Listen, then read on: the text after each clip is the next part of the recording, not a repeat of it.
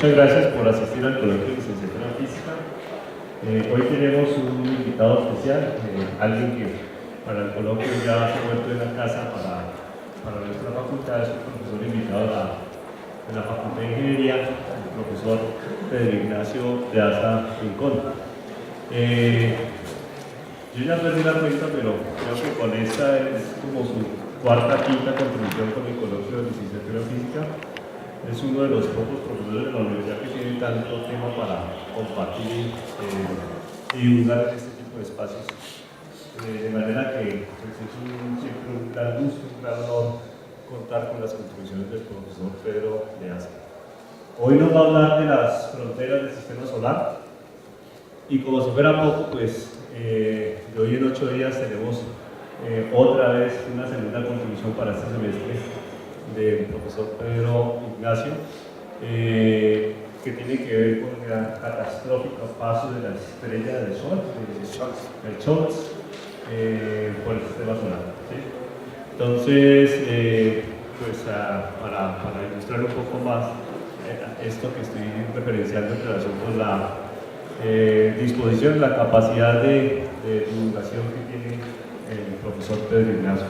Para quienes no lo conocen, permítanme les hago un breve recuento de su hoja de vida que está compartido de todas formas en la invitación. El profesor Pedro Ignacio de Asa Rincón es licenciado en física en la Universidad Pedagógica Nacional, es especialista en física y magíster en astronomía de la Universidad Nacional de Colombia. Es miembro de la Asociación Colombiana de Estudios Astronómicos ATA y el Comité Científico de la Liga Iberoamericana de Astronomía. Es director del Semillero de Computación Científica y profesor de Ingeniería de la Facultad de Ingeniería de la Universidad de Chicago. Muchas gracias por todo, Pedrito, y de cariño, Pedrito. Y bienvenido. Recibámoslo, por favor, con un aplauso.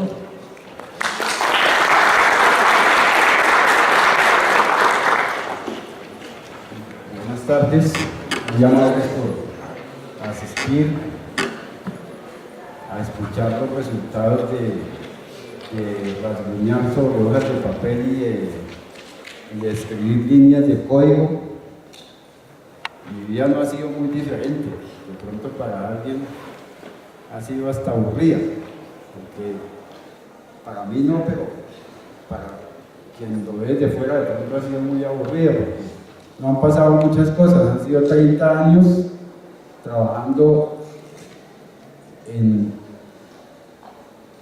los secretos de los núcleos cometarios, o sea, cómo evolucionan físicamente estos pequeñísimos objetos que hacen parte del sistema solar y que al parecer hacen parte también constitutiva de otros muchos sistemas solares en nuestra galaxia y en otras galaxias. Entonces no ha sido muy diferente, o sea, rodar por esa física de los cometas, en un comienzo hacer algo de Fortran, ahora pues modernamente con las facilidades que da Python para hacer algunas cosas en este tema. He estado mucho tiempo dedicado a los cometas y este no es un tema ajeno a los cometas, tampoco es un problema nuevo, es un problema milenario. Siempre que se habló de nuestro entorno, se habló de tratar de establecer los límites de ese entorno. O sea, cuando el sistema planetario, nuestro sistema solar, nuestro hogar, no se conocía, no se tenía la información que se tiene hoy, se establecieron unos límites que iban aproximadamente hasta Saturno, ¿verdad? Los planetas visibles a simple vista. Y en la medida en que fue evolucionando la exploración, a través de la observación sistemática en el visible y luego se pasó a otras regiones del espectro electromagnético, el problema continúa y el problema prevalece, y cada vez que se agrega información a nuestras fuentes, entonces se revive el problema y se ve que aún no se tiene un cuadro completo de lo que podríamos llamar las fronteras del sistema solar. Entonces, por eso es tan importante contextualizarnos primero y luego ir a ese tema. es muy importante porque para establecer las fronteras del sistema solar necesitamos hablar de nuestro vecindario estelar. ¿Sí? Y nuestro vecindario estelar interactúa con nuestra estrella. En ese entorno entonces se establecen unos límites impuestos por la conceptualización y el formalismo matemático de la física. Entonces se pueden establecer límites gravitacionales, se pueden establecer límites en el contexto del medio interplanetario y del medio interestelar, pero fundamentalmente aquí vamos a hablar de los límites en el contexto gravitacional. Entonces para ello nosotros necesitamos contextualizarnos un poco. Entonces la primera aproximación que tiene alguien que no está directamente relacionado con la ciencia, la primera aproximación, el primer panorama básico que tiene es un panorama como el que estamos observando en la diapositiva, un panorama en el cual tenemos el Sol, nuestra estrella, muy común en el universo, y rodeada de esos 8 planetas, que hasta hace poco no eran 8 sino 9, con las nuevas definiciones aprobadas en la discusión de la reunión de la Unión Astronómica Internacional en Checoslovaquia, en la pasada conferencia, en la anterior conferencia. Entonces Plutón salió, pero este es el panorama que nosotros tenemos. El que tiene una persona común y corriente, que no está cercana a la ciencia, es el panorama que observamos allí: el Sol y 8 planetas, los 8 planetas que se pueden observar 5 a simple vista cuando están en la posición adecuada, y unos demás planetas como Urano y Neptuno que solamente son posibles observarlos a través de pequeños o grandes telescopios. Y entonces, en ese contexto, nosotros tenemos un conjunto de planetas interiores. ¿Cuáles? Pues Mercurio, con una órbita lo suficientemente complicada para requerir de la relatividad en su descripción. Un planeta como Venus, alrededor del cual se mueven muchos problemas acerca de su evolución, acerca de sus propiedades físicas, de su atmósfera, cómo fue Venus en el pasado, cómo lo es hoy, cómo lo será en el futuro, por aquello de que necesitamos comparar nuestro hábitat inmediato, que es la Tierra. La Tierra, Marte y ese conjunto es el conjunto de planetas conocidos como planetas terrestres. Bueno, más allá, entonces vemos una estructura rápida. Entonces tenemos el Sol, tenemos los planetas terrestres, y antes de comenzar los planetas gaseosos tenemos una franja que está constituida por miles de asteroides, que se conoce como el cinturón principal de asteroides. Júpiter enseguida, ¿sí? Digamos que, por decirlo así, custodiado por los griegos y los troyanos, pero que en conjunto normalmente en la información pues se habla simplemente genéricamente de los asteroides troyanos. ¿Sí?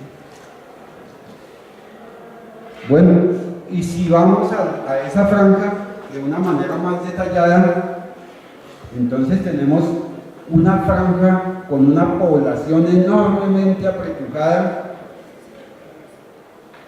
con unos objetos haciendo parte de esa franja, digamos en términos gravitacionales. Nosotros tenemos allí el común de asteroides en verde, tenemos unos cuadraditos azules rellenos y unos cuadraditos azules que no están rellenos, que corresponden a los cometas en órbitas asteroidales y los asteroides en órbitas cometarias. Y tenemos también un conjunto de objetos en rojo, que son los que están clasificados en la sección denominada Near Objects, o sea, los famosos NEOs, que están clasificados como los objetos potencialmente peligrosos para la Tierra. O sea, son objetos que en algún momento, a causa de su interacción con el resto de objetos en el sistema solar, podrían cambiar su órbita, podían cambiar sus parámetros orbitales, sus elementos orbitales, y entrar en una órbita en la que pudiesen ser apretados por la Tierra, cosa que genéricamente fuera de la ciencia se habla como que una colisión, porque nos impactó, pero son objetos menores y hay que tener en cuenta que lo que pasa es que su modificación orbital entra en una zona que al pasar cerca de la Tierra es quien lo jala y es apretado y desde luego impacta a la superficie terrestre con consecuencias obviamente desastrosas, pues para las especies vivas en el planeta. Igual, en esos objetos rojos nosotros tenemos unos cuadraditos rellenos y unos cuadraditos no rellenos, que también corresponden entonces a fragmentos cometarios o a cometas en órbitas asteroidales y a asteroides en órbitas cometarias. Entonces ese es el conjunto. Un censo hasta 2007 sistemáticamente se comenzó ya con la tecnología de nuestro tiempo a hacer un censo automático de estos objetos.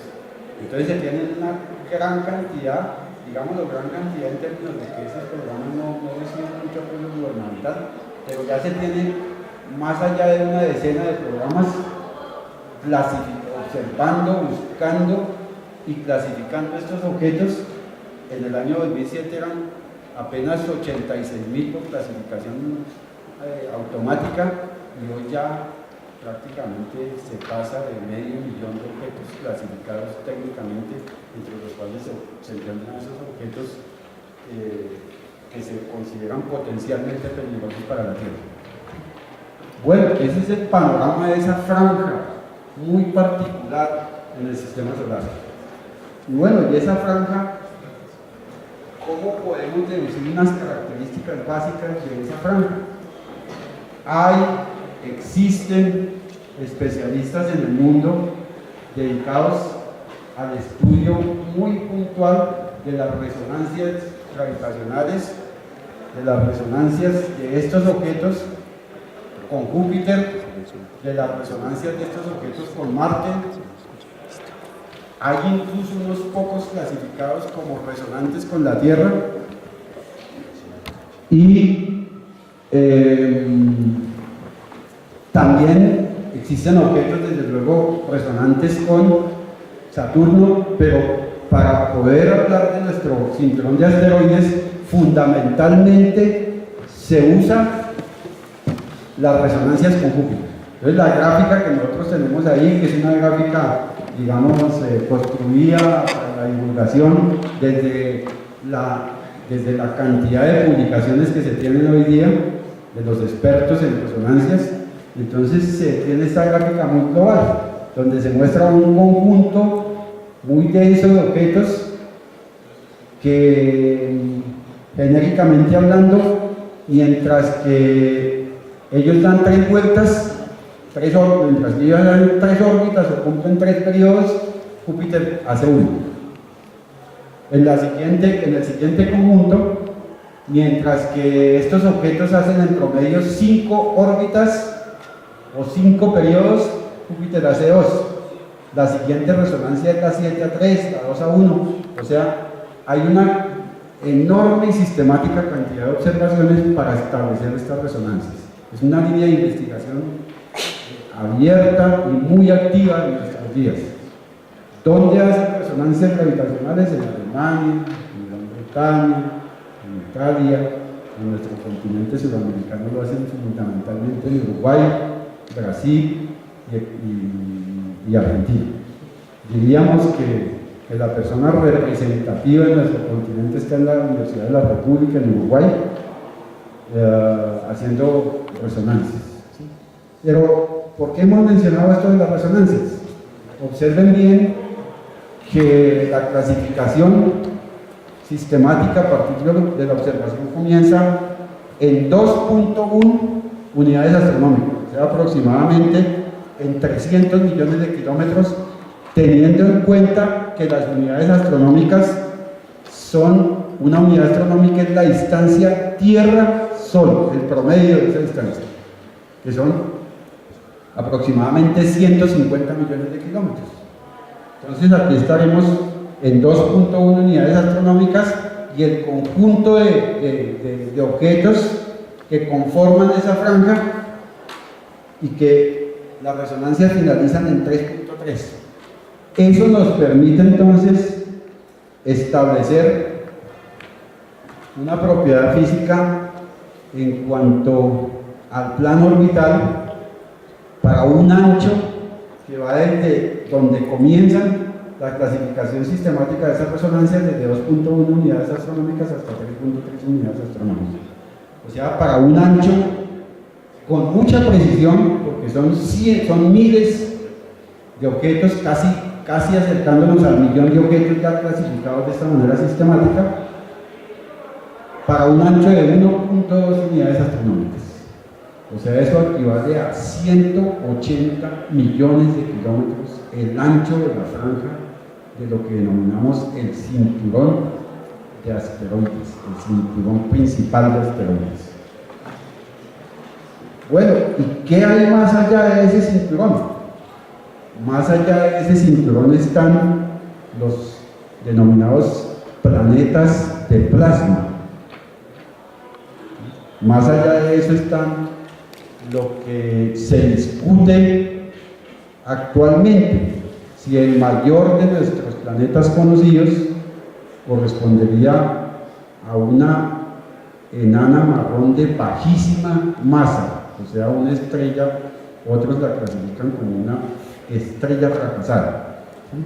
Incluso, jocosamente, hay un modelo por ahí que rodó en los años 90 de un ruso que había publicado un artículo con una argumentación matemática en la que mostraba cómo en el futuro, a través de tecnología, se pudiera encender la fusión nuclear en Júpiter.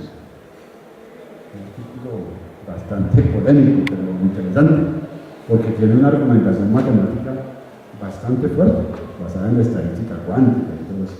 Bueno, entonces vienen nuestros planetas gaseosos bien interesantes porque, aunque allí no está en la gráfica contenido el hecho de que esos planetas gaseosos todos tienen anillos, o sea, todos tienen un conjunto de millones de objetos, de millones de cometesimales orbitando alrededor de cada uno de estos planetas. En realidad, hoy en nuestros días, con las observaciones se ha visto que esos cometesimales tienen unas propiedades tan interesantes que en el futuro podría ser el laboratorio in situ de observación de propiedades de los objetos helados del sistema solar. Porque los objetos que componen esto, ya hicimos una charla aquí el año pasado sobre los anillos de Saturno. Los objetos que componen estos anillos son fundamentalmente cometesimales. ¿Qué quiere decir eso? Que son núcleos, son objetos cuyo diámetro entre los 400 metros y los 2, 4, 5, 6 kilómetros. El Halley tiene 12 kilómetros de diámetro. El cometa más grande observado, el Hale-Bopp, tiene cerca de 40 kilómetros de diámetro. ¿Y qué son esos objetos? Fundamentalmente hielos volátiles, fundamentalmente agua pesada, monóxido de carbono, dióxido de carbono, metano, amoníaco, supercongelados, haciendo como envoltura de fragmentos de silicatos de hierro, estructuras de magnesio y manganeso en su interior. O sea, tienen un componente rocoso que puede ser un porcentaje muy mínimo o pudiera ser un porcentaje significativamente alto, como el 10% o hasta el 15 o 20% de los constituyentes globales de ese objeto.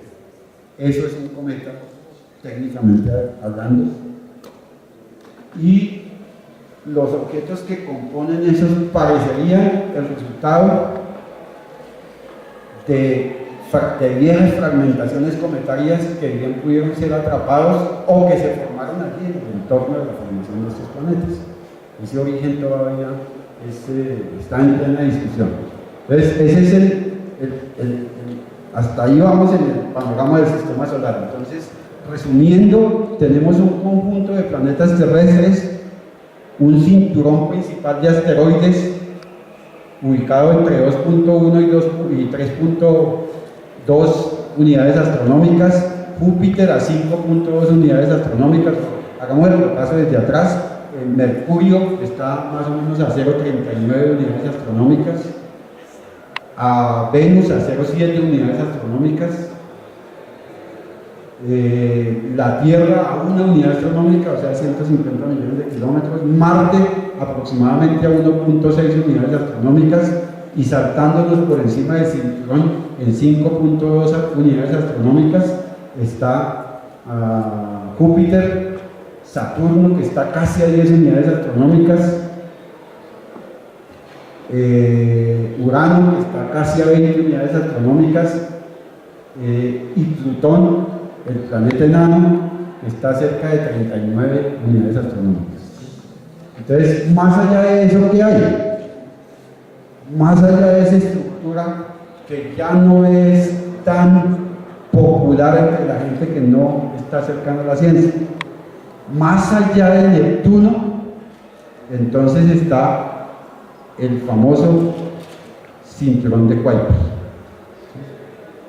postulado hipotéticamente, y después con las observaciones de telescopios espaciales, con las máquinas de observación fuera de nuestra Tierra, se fue verificando lenta y gradualmente y consolidando la idea de ese cinturón de Kuiper, que también está constituido por miles, tal vez por millones de objetos que fueron eyectados en las postrimerías mismas del sistema solar, o sea, allá en esa edad primitiva del sistema solar, el fuego gravitacional expulsó todos esos planetesimales, bien fue hacia el cinturón de Kuiper o hacia la nube de oro de la que vamos a hablar.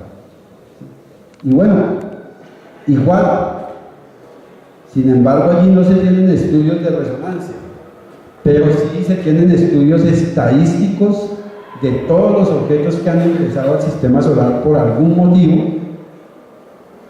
generalmente por interacciones de nuestra estrella con otras estrellas, han sido inyectados al interior del sistema solar, y entonces sus propiedades orbitales han permitido establecer, al igual que lo hicimos con el cinturón principal de asteroides, para el anillo de Kuiper, un tamaño que va entre 30, aproximadamente 30 unidades astronómicas y 50 unidades astronómicas, o sea, un ancho de 20 unidades astronómicas. 150 millones por 2 me daría 300, y por 10 me daría 3.000 millones de kilómetros para el ancho de ese objeto. Observen bien las comparaciones. El cinturón principal de asteroides tiene un ancho en el plano de 180 millones de kilómetros. El cinturón de Kuiper tiene 3.000 millones de kilómetros. Es inmensamente grande comparado con el cinturón de asteroides. O sea que de ahí podríamos concluir, en ese largo proceso, el sistema solar tiene una edad aproximada de 4.500 millones de años, y la época de bombardeo masivo data más o menos de 3.800 a 4.200 millones de años y más de pronto. Entonces, en ese lapso de 3.600 millones de años, en realidad todos los objetos que fueron lanzados mediante ese proceso caótico en el sistema solar fueron lanzados o bien al cinturón de Kuiper, al disco disperso o a la nube de Oort, han venido siendo reinyectados al interior del sistema solar, pero su porcentaje parece ser poco. Observen los tamaños. ¿Sí? Entonces, bueno, se me olvidaba, puse allá la rapidez de las ondas electromagnéticas en unidades astronómicas por hora, precisamente para ver que un fotón de radiación electromagnética tardaría un poco menos de 3 horas el recorrer el ancho de ese anillo de Kuiper, ese cinturón de Kuiper. Porque dado son 7.2 unidades astronómicas por hora, entonces tardaría aproximadamente cerca de 3 horas haciendo el recorrido a lo largo del ancho de ese cinturón de Kuiper. Bueno, valgan esas comparaciones, son importantes hacerlas, ¿sí?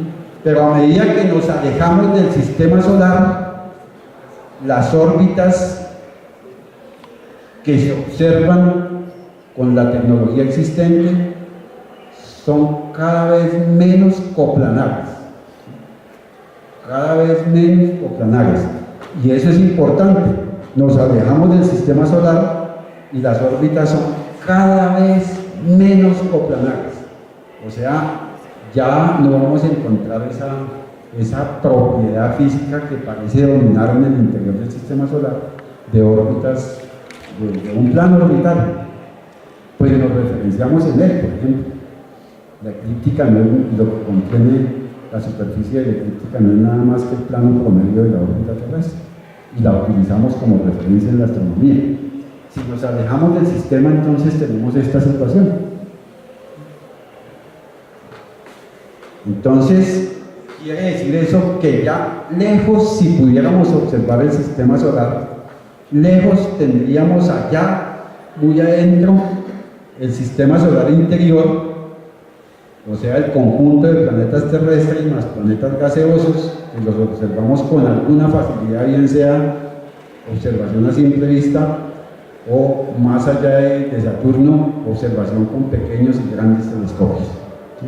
Y después entonces el cinturón de Kuiper, y luego lo que algunos denominan, que no hice capítulo aparte acá, pero lo que algunos denominan, que se alcanza a vislumbrar en la gráfica, como un disco coplanar con el sistema solar, que algunos justifican y argumentan conceptual y matemáticamente la hipótesis de la existencia de ese disco de dispersión, que resultaría ser nada más ni nada menos que la continuación del cinturón de Kuiper, fundiéndose con esa nube esférica alrededor del sistema solar, que contiene un número enorme de cometas y posiblemente de asteroides. ¿Sí? Fundamentalmente cometas, pero con algún porcentaje de asteroides.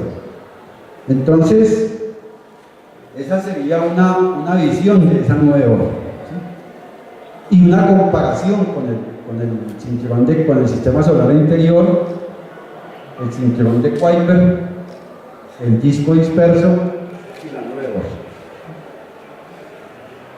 Y entonces nos vamos a aventurar a establecer un tamaño de la nube de oro externa, o sea, de la zona exterior de esa nube de oro. Primero, no se alcanza a ver allí, pero el número de cometas que contiene la nube de oro es del orden de 10 a la 12 a 10 a la 13 cometas, ¿sí? Para una densidad calculada con bastante incertidumbre del orden de 8 cometas por unidad astronómica al cubo. Que aquí, pues, al considerar esa distancia a la cual está la nube de oro, pues realmente estaríamos viendo o mejor, eso explica un poco el hecho de que uno examine artículos en las diversas revistas y algunos tomen inclusive 8 cometas por unidad astronómica al cuadrado, poniendo un parche, porque los cálculos bien refinados dan que a esas distancias en el sistema solar no afecta mucho la evolución del código que se tenga por unidad astronómica al cuadrado. Bueno, pero volviendo a la aventura o aventurarnos al tamaño de esa nube, al menos al tamaño bien externo. Entonces observen bien que podemos establecer que el cinturón de Kuiper se extiende hasta 50.000 unidades astronómicas o más si no se considera el concepto de disco disperso, fundiéndose con la nube de oro, y el pequeño cascarón esférico que nosotros tenemos acá, lo hemos marcado allá arriba entre 1.2 y 1.4 años luz, para un ancho pasado eso a unidades astronómicas de 12.623 unidades astronómicas. Un ancho descomunal comparado con el ancho que presentamos del cinturón de Kuiper, 20 unidades astronómicas, 3.000 millones de kilómetros, pero es que 12.623 unidades astronómicas es un ancho enorme en el sistema solar. ¿Sí? Entonces estos serían más o menos los tamaños. Y el borde mismo del sistema solar, que es esa cifra que yo estoy anotando acá, 88.361 unidades astronómicas. De pronto, si uno va a los libros de divulgación de eso, encuentra cifras cerradas muy equivocadas, inclusive hablando de cifras completamente diferentes a estas, pero realmente casi que eso no se menciona, solamente que si uno busca en las bases de datos, busca códigos trabajando el problema, va a encontrar entre líneas de código que lo que normalmente asume un desarrollador de código que se dedique a problemas del sistema solar como este, es que el tamaño del sistema solar es aproximadamente de 88.360 unidades astronómicas, que es lo que equivale a 1.4 años luz. Y a veces uno se pregunta, bueno, ¿y de dónde sacan las cifras estos manes? ¿Al fin qué? Porque uno lee, la gente lee revistas y dicen, no, que el sistema solar tiene un tamaño de 700 unidades astronómicas. Hay demasiada especulación y demasiados errores en la literatura divulgativa acerca de estos temas. ¿Sí? Y realmente es difícil a veces sacar de ahí, o sea, que mucha gente que de pronto divulga la ciencia vaya al código directamente, porque lo que se ha podido observar es que es en el código donde uno encuentra los verdaderos, no los verdaderos, los valores aceptados de la observación y la teoría en estos problemas como el de las fronteras del sistema solar. Entonces, es la cifra que normalmente se toma, 1.4 años luz. ¿De dónde sale eso? Ese promedio tiene bastante incertidumbre. ¿Por qué ese promedio tiene bastante incertidumbre? Porque ese promedio del tamaño de 1.4 años luz ha salido simplemente de considerar el Sol y su sistema vecino más cercano. O sea, el Sol y el sistema alfa de Centauro, que lo constituye Centauri A, Centauri B y Próxima Centauri. Y ese sistema en conjunto, cuando se calcula el centro de masa del sistema Sol, Alfa Centauri, tenemos entonces un centro de masa de 1.4 años luz. O sea que si hasta ahí se considera el sistema solar, la nube, el anillo más externo, el cascarón más externo de la nube de Oort, con sus 10 a la 12 o 10 a la 13 cometas, es una zona de enorme interactividad con las vecinas del Sol. Es una zona donde el Sol derrapa cometas a otras estrellas, esas estrellas derrapan cometas al Sol, pero es una zona de esos 1.4, hay que entenderlo desde esa limitación que se tiene, que se ha establecido un centro de masa entre el sistema Alfa Centauri y el Sol. Se han establecido de manera más detallada esos límites en abstracto, los que se establecen a partir de la física, sí, claro, se han establecido, y como las otras estrellas están más allá de los 4.2 años luz que está el sistema Alfa de Centauri, pues entonces no se trata de un cascarón esférico, sino se trata de un cascarón cerrado alrededor del sistema solar, bastante bien deformado, con una variabilidad de las distancias en las diversas zonas, o sea, para nada tiene regularidad. O sea, las fronteras del sistema solar son algo que debe ser entendido como unas fronteras dinámicas, cambiantes, dado que estamos viajando con un conjunto de compañeras en el sistema solar. O sea, nosotros podríamos tener en cuenta, por ejemplo, las 10 estrellas más cercanas al Sol, las 20 estrellas más cercanas al Sol, las 50 estrellas más cercanas al Sol, y en la medida en que metamos más y más estrellas, tendremos, si bien una superficie cerrada alrededor del Sol que marca las fronteras gravitacionales, cada vez más rigurosa, pero cada vez con mayor incertidumbre y cada vez más deformada. Bueno, entonces avancemos un poquito. Entonces, lo que hemos dicho, la nube de Oort define entonces cosmográficamente las fronteras del sistema solar, es decir, las regiones donde domina la gravitación. Y pues obviamente ya en detalle la conceptualización alrededor de la nube de Oort implica definir un anillo externo, un anillo interno, una zona coplanar con el sistema, o que se funde, bueno, todo lo que hemos venido dando, ¿sí? Y lo que les decía, los objetos que constituyen la nube de Oort son objetos helados, o sea, objetos compuestos fundamentalmente por agua pesada, súper congelada, monóxido, dióxido de carbono, o sea, una envoltura altamente volátil, envolviendo a quién, envolviendo a múltiples o pocas rocas de silicatos de hierro, estructuras de magnesio y manganeso, que son los constituyentes internos de los cometas. Nuestra posición en la galaxia. Entonces, bueno, parece ser, de acuerdo a las mediciones que se tienen, cerca de como 98.2, bueno, los expertos que miden eso, aunque en una tarea universitaria, en una tarea de una carrera de física, fácilmente se podría establecer esa disposición de nuestro sistema solar respecto del plano de la galaxia.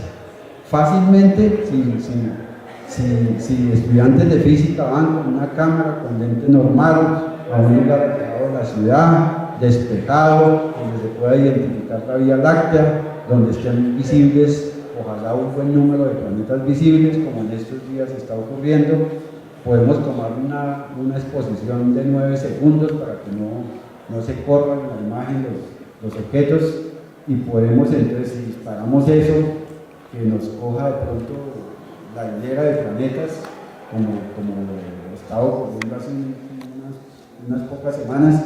Entonces vamos a capturar ahí 2 o 3 planetas, por ejemplo, digamos Júpiter, Saturno y Marte, por ejemplo, y la Vía Láctea, y vamos a ver entonces que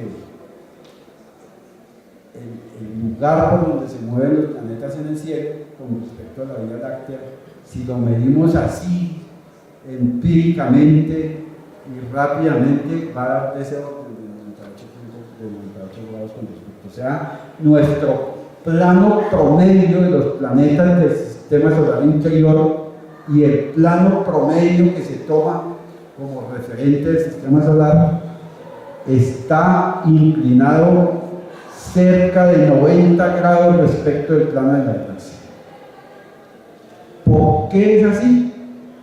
Hay diversas hipótesis, desde las más sofisticadas hasta las más lógicas, entre comillas, dependiendo de las teorías de que la gente se agarra, ¿sí?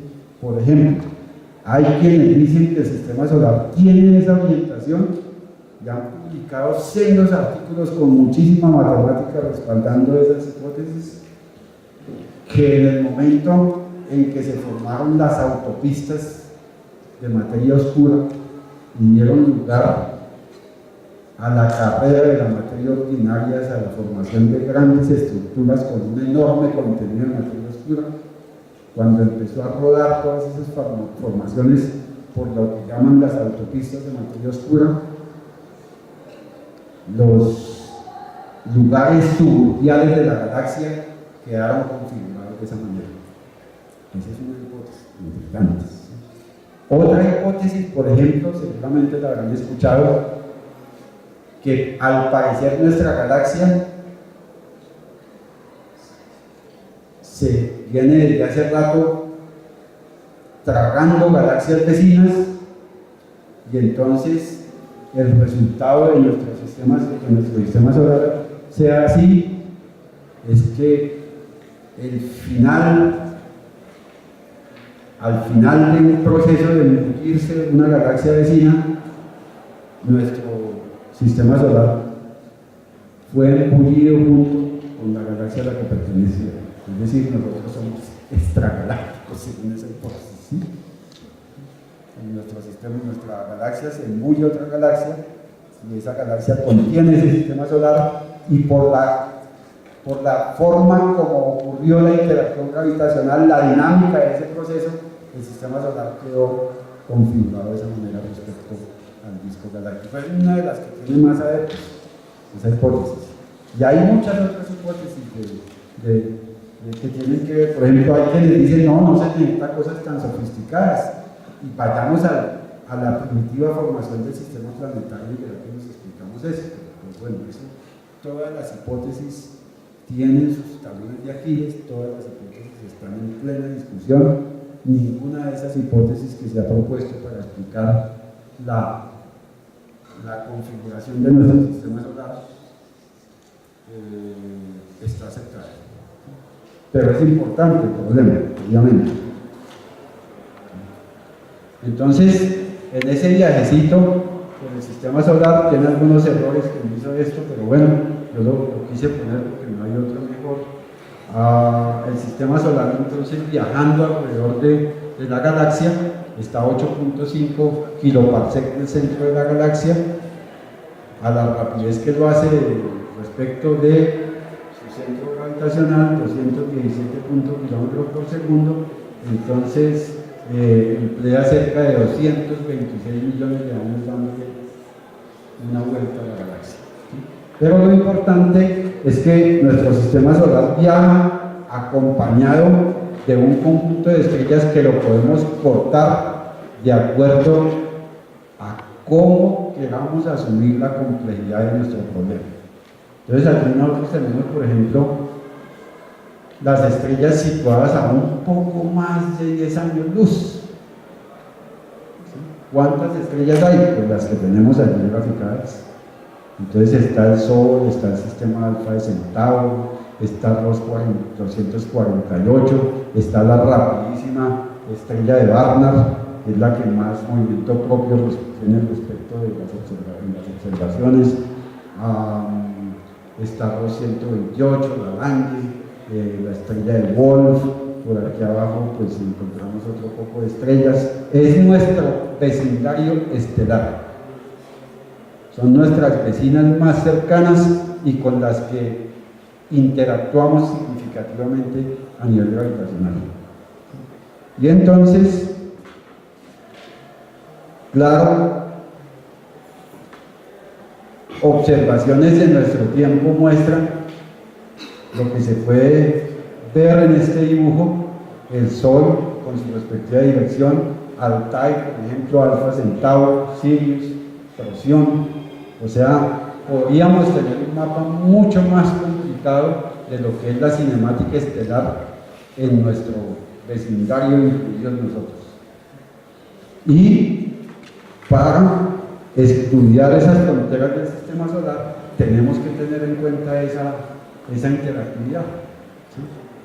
Y de esa interactividad resulta el hecho de poder escribir lineecitas de código, como por ejemplo la que produce esta gráfica, ¿sí? Ahora la vamos a ver un poquito más en caliente, lo que estamos haciendo y cuál es nuestro propósito. Entonces, vemos que arriba en el título escribimos como título la variación de las fronteras gravitacionales del sistema solar, porque las fronteras no son algo estático, son algo dinámico y demasiado cambiante, ¿sí?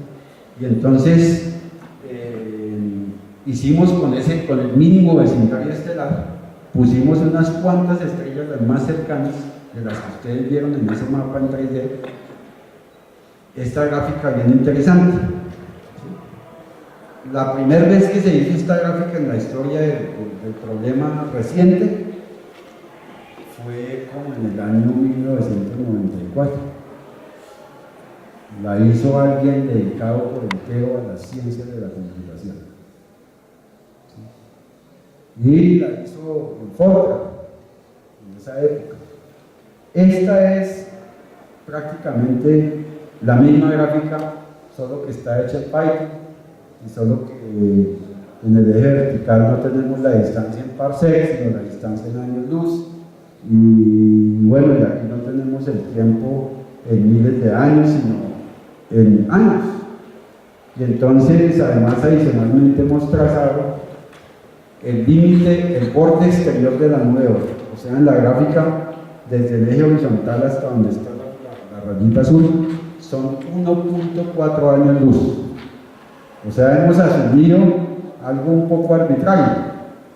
Hemos establecido el borde exterior de la nube de Oort en 1.4 años luz, o sea, un poco arbitrarios, limitados, como si no existiéramos sino nosotros y el sistema alfa de Centauro. Es lo de menos. Entonces, ¿qué vemos en la gráfica? Vemos cómo se van acercando, cuándo tienen el mínimo y cuándo empiezan a alejarse las diferentes estrellas vecinas al Sol. Entonces vemos, por ejemplo, el sistema alfa de Centauri. Observen que está alfa de Centauri A en rojo, Centauri B en verde y Próxima Centauri en azul. Y nosotros tenemos entonces que se acercan, ese conjunto, ese sistema estelar triple se está acercando más o menos entre 25.000, entre 25.000, 27.000, 28.000 años luz, perdón, 27.000 años, estará acercándose a la mínima distancia al Sol. ¿Sí? Vemos, por ejemplo, allá Gliese 445, que más o menos un poco más de 40.000 años está alcanzando su mínimo al Sol. Aquí, por lo menos, hasta ahora no vemos ninguna estrella que penetre el sistema solar en el futuro o que lo haya hecho en el pasado. Entonces, pero esos acercamientos de todas maneras sí producen perturbaciones en el sistema solar. Y también, de hecho, el sistema solar producirá perturbaciones en la estrella que se acerca. De tal modo que en ese borde mínimo y en esa dinámica, para cada una de esas estrellas en su mínimo, va a ocurrir, por decirlo así, un intercambio dinámico. El Sol le va a robar cometas, la estrella también le va a robar cometas. Todo eso se puede calcular mediante una estadística clásica. Y entonces nosotros vemos que de eso tenemos unos resultados cuantitativos, que los resumo yo en esta tabla. Entonces, Próxima Centauri, ¿cuál es su distancia actual? 4.22 años luz. La mínima distancia va a ser 3.48 años luz. ¿Y eso cuándo va a ocurrir? Va a ocurrir dentro de 25.249 años. Más o menos dentro de 25.000 años. Si miramos allá Centauri A, deben ser más o menos los mismos valores, 2.9, y va a ocurrir dentro de casi 28.000 años. Y Centauri B, dentro de 27.000 años, estaría a 3.4 años luz del Sol. Y bueno, revisando la lista, encontramos unos casos muy particulares. Encontramos una estrellita de la que vamos a hablar dentro de 8 días, la estrellita de Scholz, una estrellita descubierta no hace mucho, en el 2013, por un alemán. Cuando se hizo todo el análisis de cinemática galáctica en el contexto de las fronteras del sistema solar, entonces se encontró que esa estrella hace 70.525 años, 70.000 años aproximadamente. Estos cálculos tienen mucha incertidumbre, pues tienen una incertidumbre, ¿no?, ya menor que otros modelos, que hace 70.000 años aproximadamente estuvo a 0.81 años luz. Como nuestro sistema solar tiene un tamaño aproximado de 1.4 años luz, quiere decir que penetró nuestro sistema solar. Quiere decir que transgredió esas fronteras gravitacionales.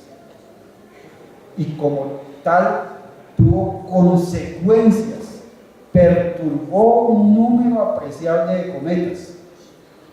Y entonces de ese número apreciable de cometas, hay un número probable de cometas inyectados en el interior del sistema solar. ¿Cuánto tardan en llegar? En eso se está haciendo los cálculos. Porque claro, no es lo mismo un cometa que esté allá en el borde externo de la nube de Oort a un cometa que esté, por ejemplo, en los límites entre Kuiper y la nube de Oort. Así como uno puede tardar millones de años en llegar al sistema, o sea, en este momento hay cometas que se dirigen hacia nosotros a causa de la penetración del Sol al sistema solar. Como pueden haber unos cometas que hasta ahora están llegando o que ya pudieron llegar porque se encontraban en la parte media del anillo de Kuiper y fueron perturbados y fueron lanzados hacia el interior del sistema solar, solo que nos falta identificar quiénes son ellos, porque pueden estarnos haciendo. Los últimos hechos recientes de nuestro tiempo, de 2 años hacia acá, nos muestran una cantidad enorme de cometas con excentricidades mayores que 1, con periodos larguísimos y con planos orbitales bien alejados de la planaridad. Y entre esos cometas pueden haber candidatos a cometas que fueron perturbados por el Sol, ya que cuando hacemos todo el cálculo probabilístico en el código nos da el orden de 4,5 millones de cometas perturbados. No quiere decir eso que todos vayan a ser inyectados al interior del sistema solar, porque algunos van a ser capturados por fuego, en ese momento fueron capturados por el Sol, y otros también fueron eyectados al interior del sistema solar y eyectados al exterior del sistema solar y eyectados al exterior de la misma estrella de Sol, y los pudieron haber capturado otras estrellas. Bueno, después hablamos, en 8 días hablamos de eso. Está una estrella del catálogo de Hipparcos, la anterior misión, que dentro de 317.000 años estará penetrando. ¿Y qué penetración? 0.26 años luz. ¿Sí? O sea, generará una catástrofe, una dinámica bastante bien complicada e interesante del interior del sistema solar. Y está el IC710, que en 1.353.000 años aproximadamente, 1.354.000 años aproximadamente, estará a 0,93 años luz del Sol. Entonces, bueno, veamos la gráfica que vamos a discutir hoy en 8 días. Está la estrella del Sol, entonces observen, penetra el sistema solar, alcanzó hace 70.000 años una distancia aproximada de 0.81 años luz. Y bueno,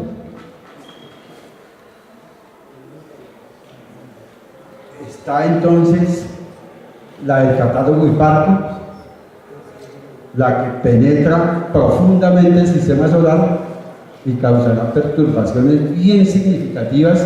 Y imagínense si el Sol perturbó cerca de 4,5 millones de cometas, esta puede penetrar, esta puede perturbar 10 veces más cometas que lo que lo hizo. Incluso causará perturbaciones en el mismo sistema de los planetas gigantes. Bueno, entonces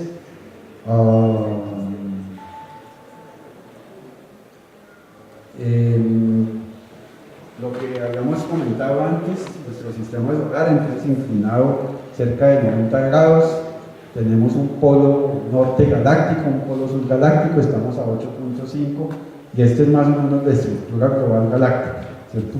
Y cuando se calcula el centro de masa al núcleo galáctico Sol, se encuentra que ese centro de masa está dentro de ese objeto supermasivo central que alberga nuestra galaxia. No sabemos si nació primero él y luego se formó la galaxia, o la galaxia huésped alojó ese objeto, la formaron. Bueno, esas son discusiones pues, de la teoría de AGN y todas esas cosas. Cosas como las que pueden ocurrir cuando interactuamos con nuestros vecinos.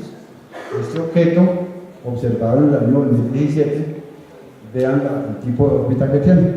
O sea, proviene de un sistema estelar vecino y tampoco el sistema solar, de acuerdo a esa órbita, es capaz de capturarlo.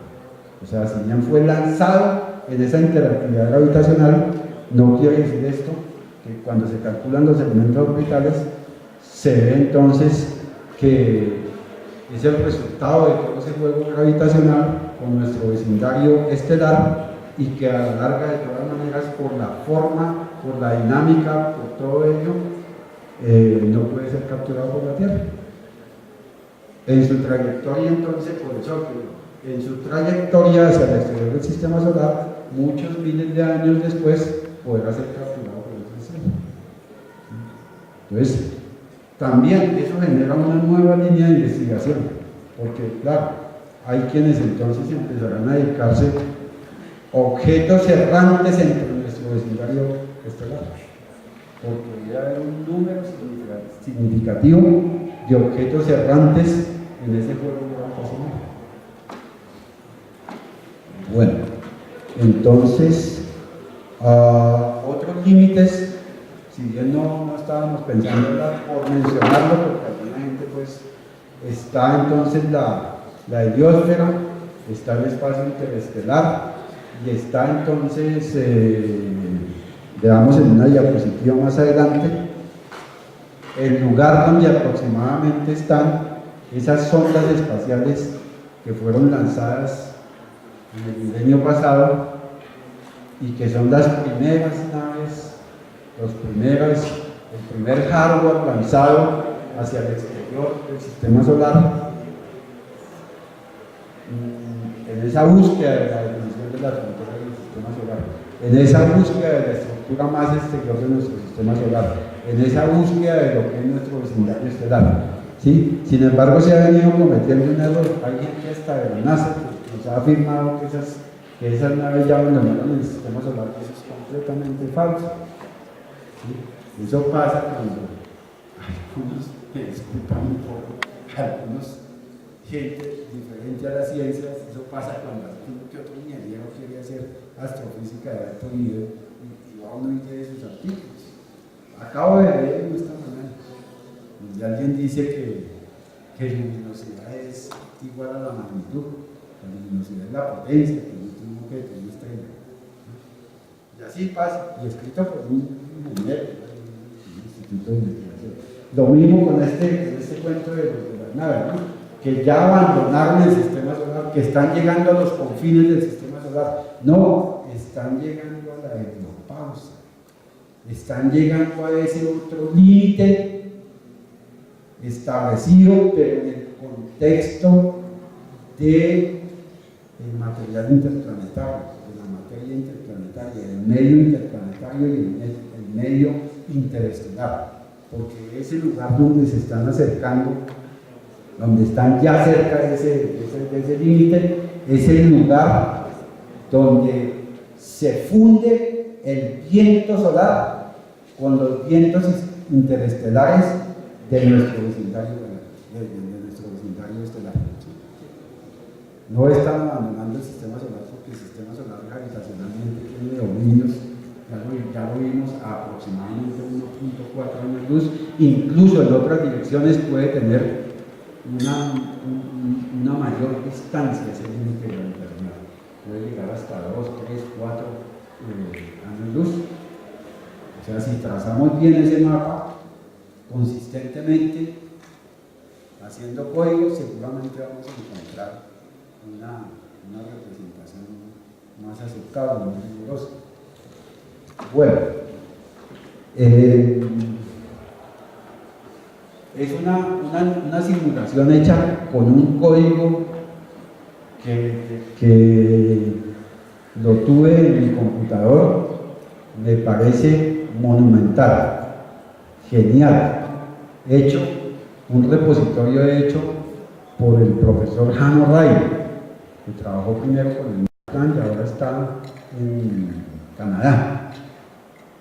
Es un código, un repositorio que se llama Ribbon y que trae 6 serios módulos para trabajar problemas de cinemática estelar, dinámica estelar, cinemática planetaria, bueno, etcétera, etcétera. Son las ecuaciones de la mecánica analítica, de la mecánica celeste,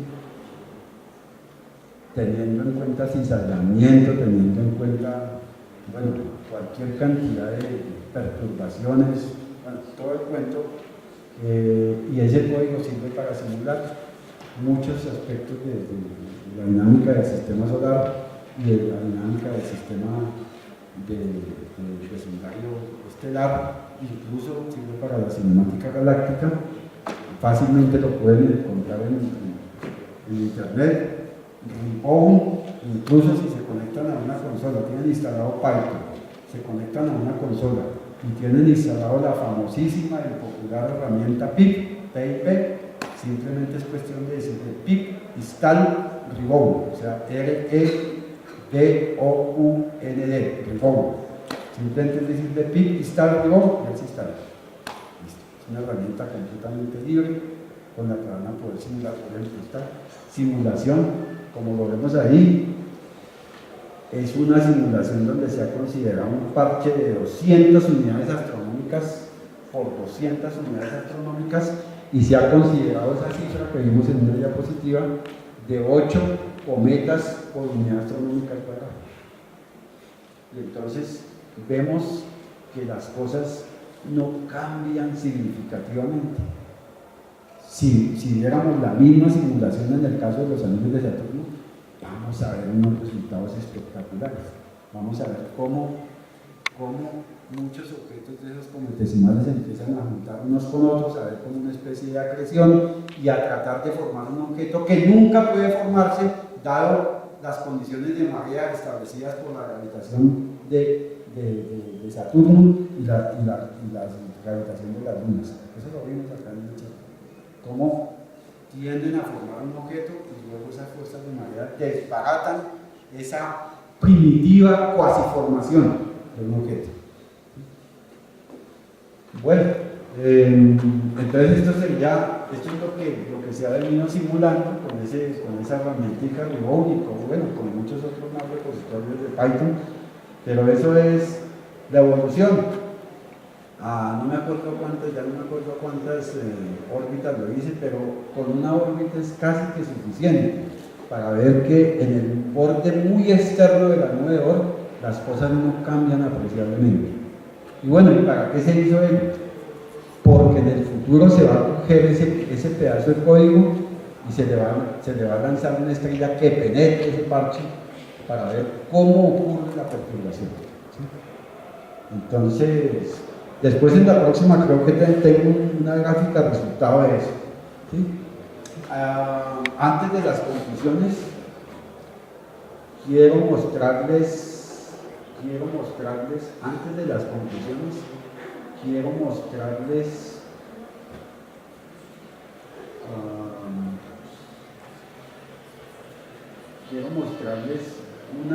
una versión muy reducida del código y a través de esa versión reducida tratar de explicarles lo que se quiere que haga cuando el código esté completo, porque está en desarrollo. Entonces, ¿qué características tiene el principio de este código? Que yo puedo hacer cálculo interactivo, ¿sí? O sea, yo me puedo mover interactivamente haciendo los cálculos, inclusive hay más variables, yo le reduje a las variables por cuestión de que un portátil pues no es mucho lo que pueda mover. Entonces, solamente lo pusimos a mostrar dos variables, la distancia en años luz y el tiempo en años. Entonces yo me puedo mover a lo largo de, o cambiar de estrella si quiero, ¿sí? Para examinar cada una de las estrellas en la gráfica. Es lo que se ha producido ahí en el semillero. Nosotros creamos esto y lo hemos aplicado con éxito a muchas cosas, por ejemplo, la teoría de bandas. Entonces graficamos, por ejemplo, hace César, la banda prohibida en función de la temperatura, para los 11 semiconductores más usuales de nuestro tiempo. Y entonces se convirtió eso en una herramienta didáctica, y bueno, pronto te regalo una versión, ¿sí?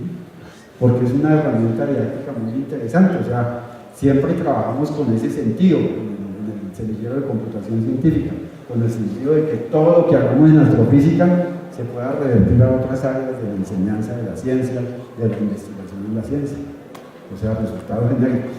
Este cálculo interactivo lo hemos aplicado en muchas cosas, para la enseñanza, para la investigación. Lo hemos puesto, claro, entre más variables lo pongamos a calcular, pues obvio que necesitamos más máquinas, ¿no? Entonces, por ejemplo, nosotros hicimos una prueba en Argentina para una charla con 3 videobinas al mismo tiempo, haciendo interactividad y todo eso, y calculando más o menos 17 variables. Entonces, pues claro, ya manejar 17 variables ahí, pero entonces también tenemos una maquinita más o menos buena que hacer la conferencia. Y es bien interesante. Entonces, ese código, ¿qué pretendemos tener finalmente como resultado?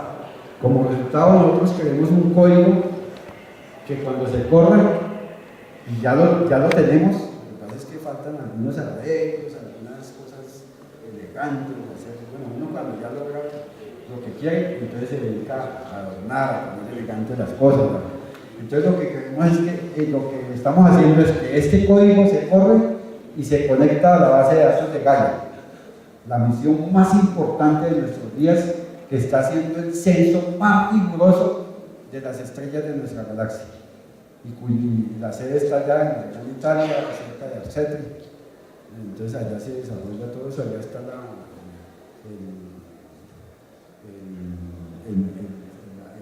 la sala de control de la misión, es donde se mueven todos los científicos que planearon con mucho tiempo en antelación la misión Gaia y que están trabajando con nuevos resultados en múltiples áreas de la ciencia astronómica.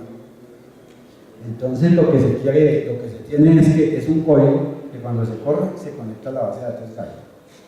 Pero va a tener pues nuestros propósitos. O sea, va a coger la base de datos y solamente se va a jalar las estrellas que tengan el mayor paralaje, porque las que tienen el mayor paralaje son las que están más cerca, ¿sí? Teniendo en cuenta que la distancia es inversa al paralaje. Entonces va a escoger lo que le digamos, las 50 más cercanas, las 20 más cercanas, las 100 más cercanas, y una vez las baje, entonces va a hacer otra selección adicional, va a coger otras selecciones adicionales, va a hacer una tabla donde nos seleccione cuáles son las estrellas más rápidas, cuáles son las estrellas menos rápidas, intermediamente rápidas y las estrellas menos rápidas. Y de esa selección después nos va a coger cuáles estrellas se acercan a menos de 2 años luz del sistema solar. Y luego de ese conjunto nos va a seleccionar cuáles penetraron el sistema solar en el pasado y cuáles penetraron el sistema solar, o cuáles van a penetrar el sistema solar en el futuro. Y después de que tenga esa selección, entonces va a ser un mínimo de estrellas las que va a coger, y entonces va a aplicar una distribución de probabilidad que se va a bifurcar hacia la búsqueda de cuántos cometas se perturban por ese acercamiento, cuántos son inyectados al interior del sistema solar, cuántos son inyectados al exterior del sistema solar, cuántos captura la estrella y cuántos pueden rodar en apariencia durante un tiempo como vagabundos del vecindario estelar.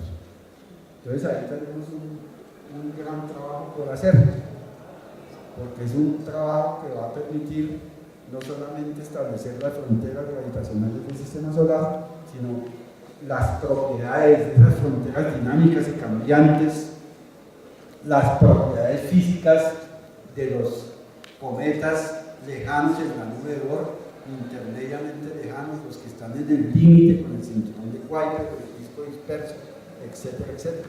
Entonces nos va a permitir entonces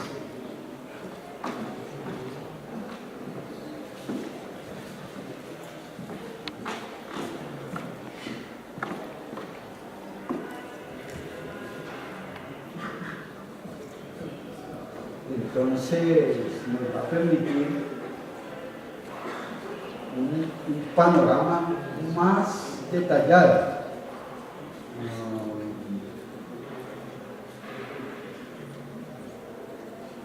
Bueno, entonces las conclusiones son apenas unas pocas conclusiones que yo anoté acá. El vertiginoso desarrollo científico y tecnológico de nuestro tiempo ha inducido una significativa motivación en la comunidad de las ciencias del sistema solar en la búsqueda y determinación de las fronteras del sistema solar, recordando pues que es un problema viejo, milenario, solo que se revive cada vez que hay revoluciones, pequeñas revoluciones tecnológicas en nuestro entorno. Aunque los resultados científicos contienen un porcentaje de incertidumbre apreciable, la importancia radica en el avance que presenta la configuración, delimitación y caracterización del problema. ¿Sí? Hoy, a diferencia de ayer, podemos establecer unos propósitos más precisos, unos objetivos más precisos en el establecimiento de ese modelo, por decirlo así, de las fronteras del sistema solar. ¿Sí? Y el último, que los modelos teóricos, la computación científica y las actuales y futuras observaciones serán decisivas en el camino hacia un panorama altamente satisfactorio. Vamos a mostrar un poquito de la bibliografía para hacer un poco, a ver, comencemos por el último. Fue el primer artículo y bien interesante artículo, legendario artículo de consulta obligada para quien quiera acercarse a este tema. El profesor Robert Matthews, como nadie, trató el problema en un momento en que no se tenía mucha comunicación conceptual, volvió a retomar el problema en 1994 y con su facilidad enorme para hacer código pudo producir un poco el código en Fortran en esa época y poder presentar un artículo que es de obligada referencia, por eso lo mantienen así. Bueno, los demás son, por ejemplo, el primer artículo es por ejemplo, el primer artículo es un artículo muy actual, observen, del 2018, y es un artículo muy bien trabajado con los primeros datos de Gaia, ¿sí? Que de las 1.700 millones de estrellas que ha censado, no todas tienen los parámetros que necesitamos para trabajarlas dentro del código. O sea, es un mínimo, además como nosotros no necesitamos sino el vecindario, por fortuna el vecindario es un vecindario que está bien establecido, y por fortuna también para nosotros es un vecindario que no tiene estrellas gigantes, todas son o de nuestro tamaño o menos tamaño que el nuestro. Entonces las interacciones no van a ser tan catastróficas. Cuando si bien no penetran el sistema solar, se acercan bastante, son estrellas de nuestro tamaño. Entonces, si bien producen perturbaciones, no van a ser tan catastróficas para las especies que habitamos este planeta. A ver el otro. Este es muy interesante porque trata el problema de lo que llaman escape del sistema solar, pero que ese escape proviene de toda la interactividad. ¿Sí? Entonces es bien importante, es un artículo. Este del 2015 también es un artículo muy importante porque Eric Mayer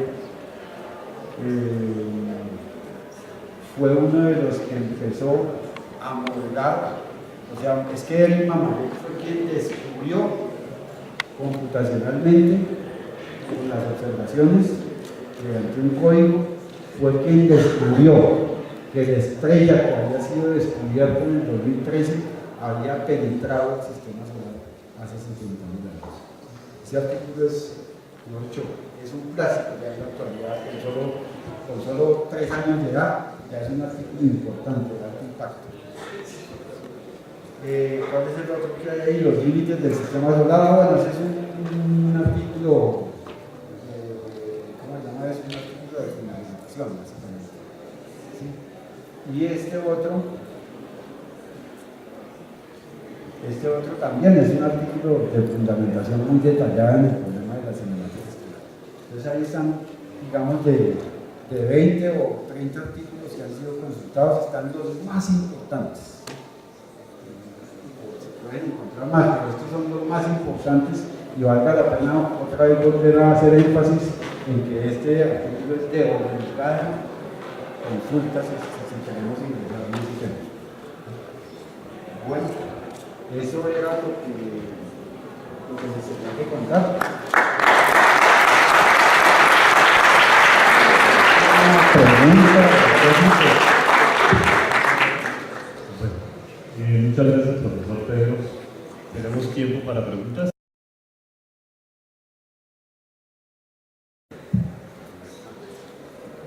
Maestro, tenía una duda respecto a cuando se nos explicaba que el plano de la Vía Láctea, del sistema solar, es como perpendicular casi al plano de la Vía Láctea.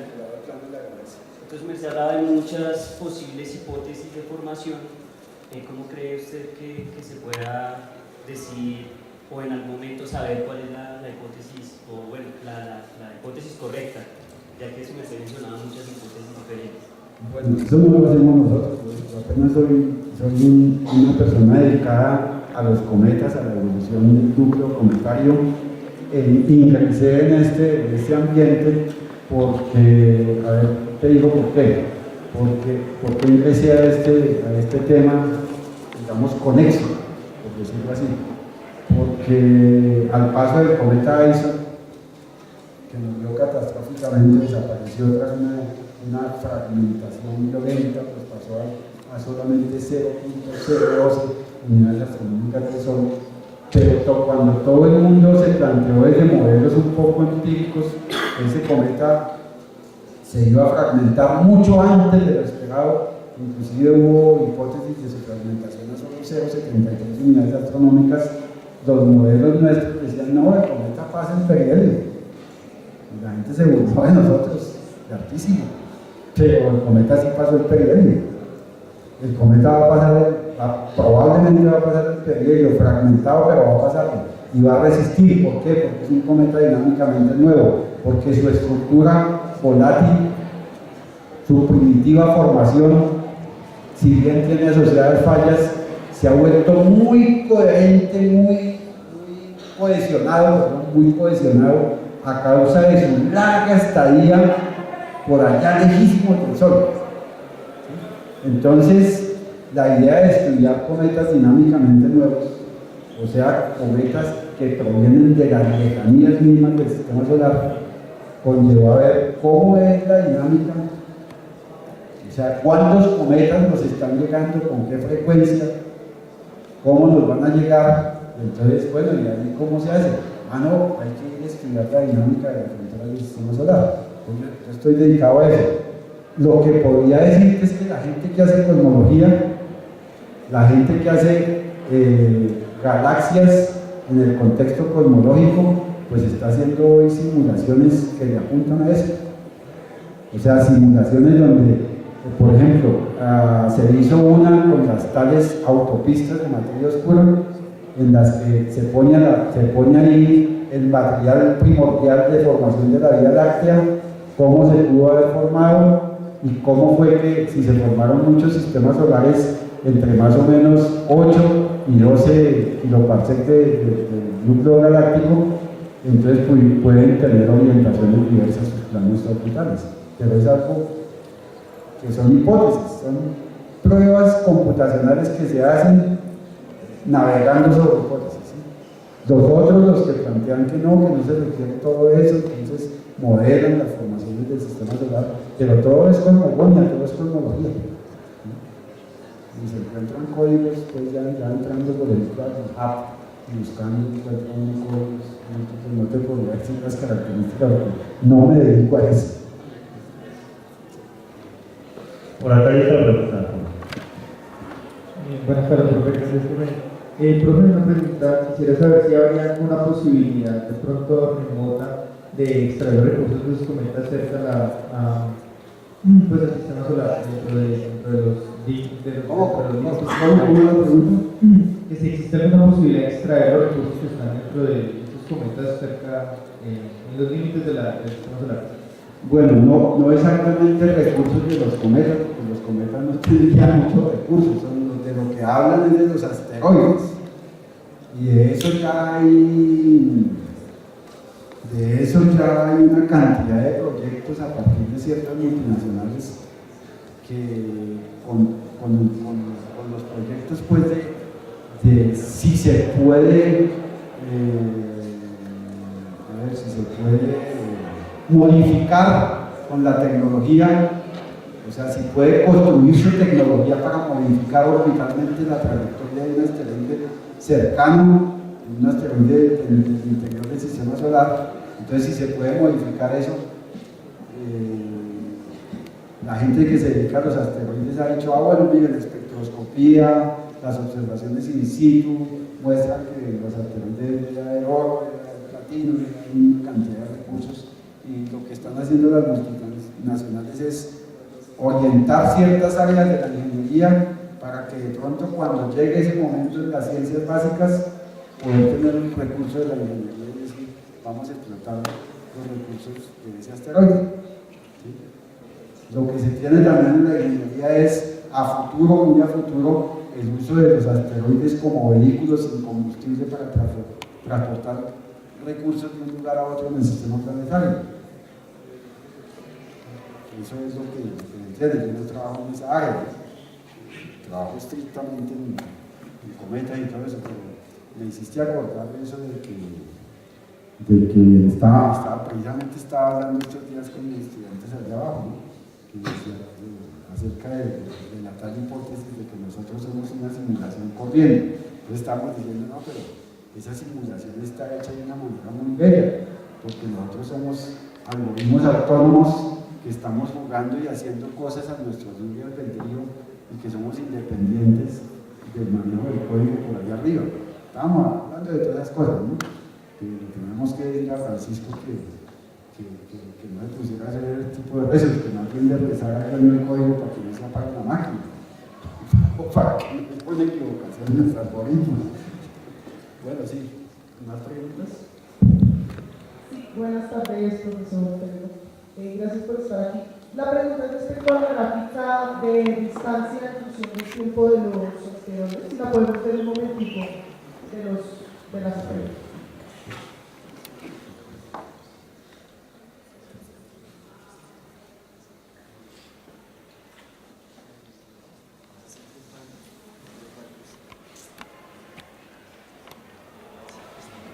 ¿Esa?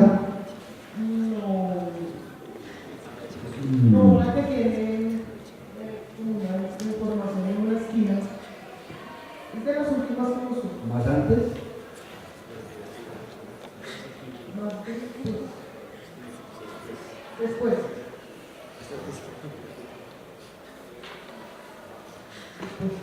¿Esa? No, señor. Es una gráfica.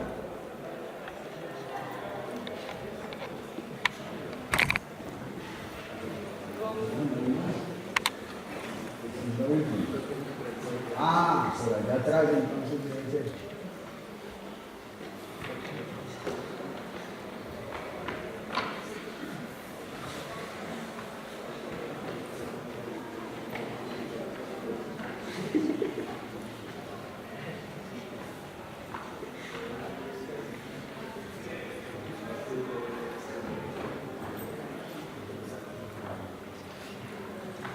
Esta, ¿sí? No, señor, tiene la información de Alpha Centauri. ¿Esta? Es una gráfica de distancia en función del tiempo. A ver, te recorro todo. Con distintos.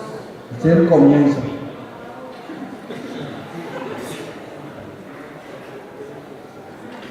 Por ahí. No sé.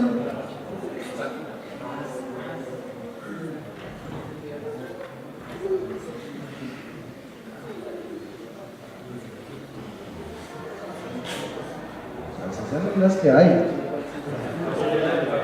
Más adelante. Más adelante. Más.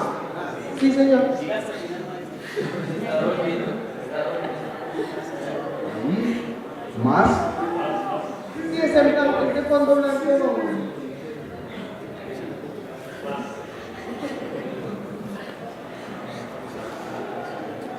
Ahí.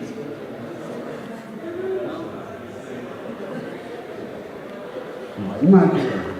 Ese tema no hay más.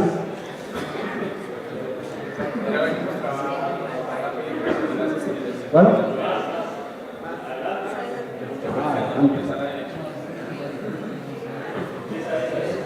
¿Esa? Bueno, esa. Sí, mi pregunta es cuando se desplaza, por ejemplo, un astro y hay puntos de intersección de un mismo instante, en un mismo tiempo, ¿cómo se puede interpretar esa información? Si dos astros se intersecan, bueno, según la gráfica.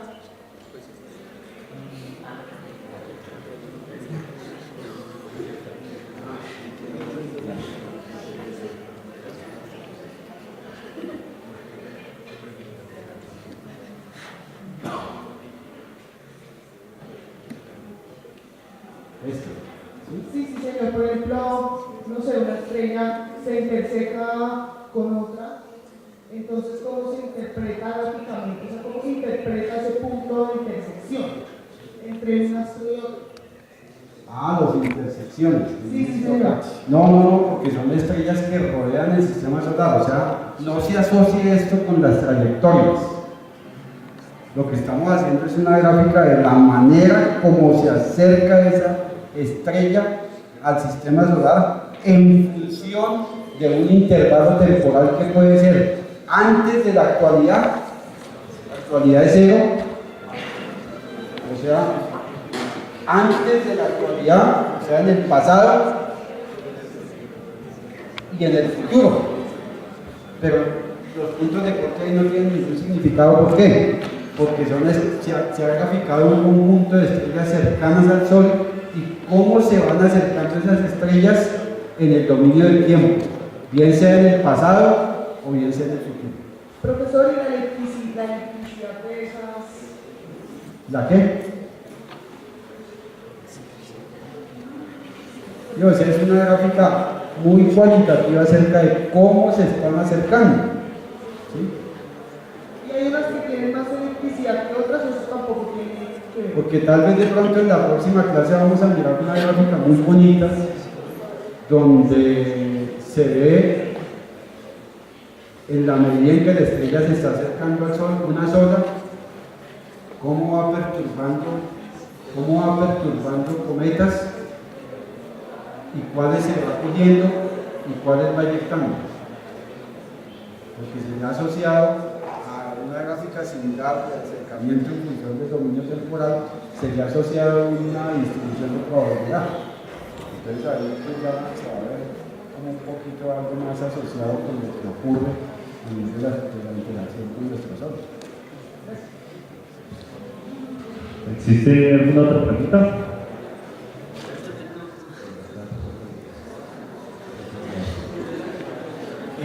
Tengo una pregunta respecto a estos cometas o estructuras que se avecinan hacia la parte interna del sistema solar, debido a estos que descubrieron hace poco, estos objetos que descubrieron hace poco que entran al sistema solar. ¿Podría de alguna manera alguno de esos asociarse al efecto de ese efecto dinosaurio, el efecto de... Sí, claro. ¿Sí?